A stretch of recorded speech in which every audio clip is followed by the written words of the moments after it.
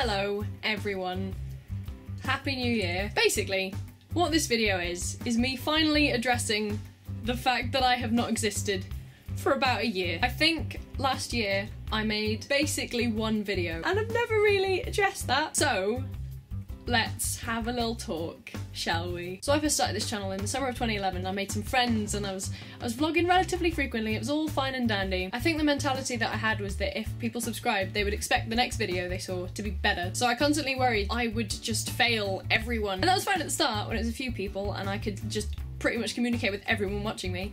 But then it got to a bigger number. I mean, by definition, that is good. If you're making something and uploading it for the world, you want lots of people to see it. But I gained about like 80 to 90% of the subscribers I have now within a period of about 6 months.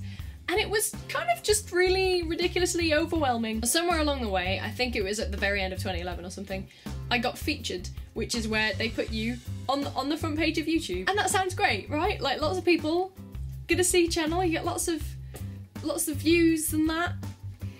It's not good. It's really, it's awful. And it's not just me saying that either. I had friends who got like featured last year and they said exactly the same thing. While the video was getting featured, it got up to like 100,000 views or something, which is incredible.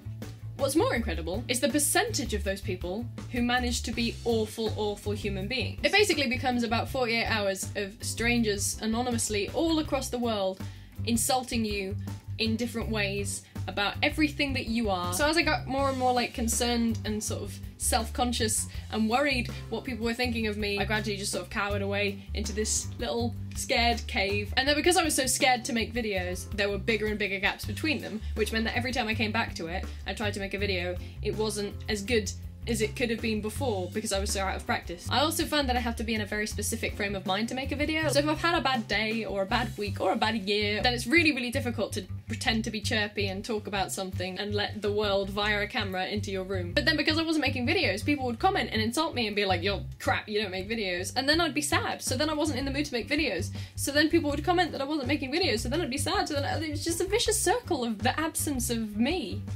That was a good sentence. There must have been about 4 or 5 videos last year that I made, completely edited, but decided were a bit rubbish, so I just chucked them away. And stuff like that doesn't consume my life. Like, there is more to me than YouTube and the internet at all. But at the same time, that's like failing in an aspect of my life, and it feels a bit rubbish. I've made loads and loads of friends from YouTube, that's the best thing about it, and like, most of them live in London, so I make a lot of trips to London. Towards the end of the year, I made a London trip where I just met lots of people and spoke to them about it. Meeting other people who were creating things made me inspired to do the same again.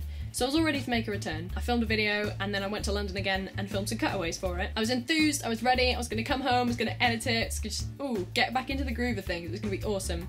And then, while in London, my camera got stolen. It was either in Westminster Tube Station or at a pub after the festive gathering in London. That pub was full of like 100 YouTube people or something. So I blame YouTube collectively. I blame you. You specifically. Give it back. It wasn't just mine either, it was mine and my friend Nat's. They were both in my bag and his got stolen too. I mean, we did consider going to Camden Market the next day to buy it back, but you know, just a lot of effort. My whole everything just, yeah. That's basically how I felt. So after that, everything in the world was awful again. I decided to just quit everything ever. But it is New Year, and in the spirit of New Year being all about new beginnings, I'm sucking it up and I'm not being pathetic and I'm gonna get on with things and just make.